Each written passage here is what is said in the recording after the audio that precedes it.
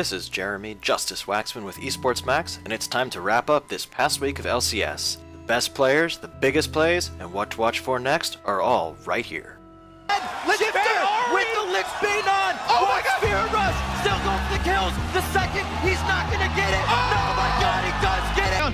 Froggen's really under pressure. Legendary LCS finds 1, 2, 3, 4. Is it going to be 5? I can't actually tell. Everyone is dead, and it is a penta-kill. Another 400 gold double. Just gonna get a penta! Triple kill for this. The 1 kill. Penta for double.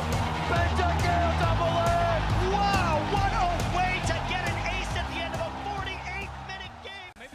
It's time to hand out our most valuable player awards for Week 5. Over in Europe, ROCCAT is riding high on a 4-game winning streak, and a lot of that has to do with the improved play of their mid laner Overpow. While the team as a whole has still looked shaky and indecisive even in their wins, Overpow has done everything he can to help win those games. He played very aggressive champions in LeBlanc and Kayle in an attempt to put an end to ROCCAT's very slow and uncoordinated games.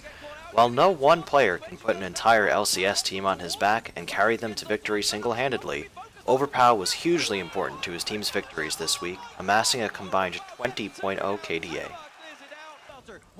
Not a single team in North America won both of their games in Week 5, which can make finding the most valuable player slightly more challenging. With that in mind, I decided to go with the only player to have an excellent score whether his team was winning or losing. Going 4, 1, and 4 while your team is losing is no easy task, but Wild Turtle has been remarkably consistent for Team Solo Mid for several weeks now. He's shown proficiency on multiple AD carries and has proven himself to be an outstanding player that TSM can rely on. Let's take a look now at our plays of the week. In Europe, he was showing off why he was this week's MVP, as Overpow launched a surprise assault on Gambit Gaming, saving the life of Celiver and then helping to take down 3 members of Gambit in return. Gets caught by the knockup of Cabochon. He's in trouble. He's going to get caught out. He's going to get towards it. Intervention goes down from Overpow. Locks on towards him. Lonex gets on towards Celiver's not going to be focused. Overpow will. Wow! And Cabochon. Oh my god! Overpow gets 2 down. Celiver clears it out. On the other side of the Atlantic, High and Sneaky showed off some fancy footwork as they turned around on Curse to turn the hunters into the hunted. Balls goes down, cross balls as well, but can they get high? They've got to be careful. Zap, gonna get flashed away. Oh! Dodging, gold card, damage, kill picked up. I'm gonna kill this guy, okay, Sneaky? It's a gold card. Yeah, kill him. Okay. Let's conclude with what to watch for in Week 6 of the LCS. Alliance has clearly demonstrated their superiority in Europe, as they are currently undefeated against 2nd place SK Gaming, 3rd place Millennium, and 4th place Fnatic.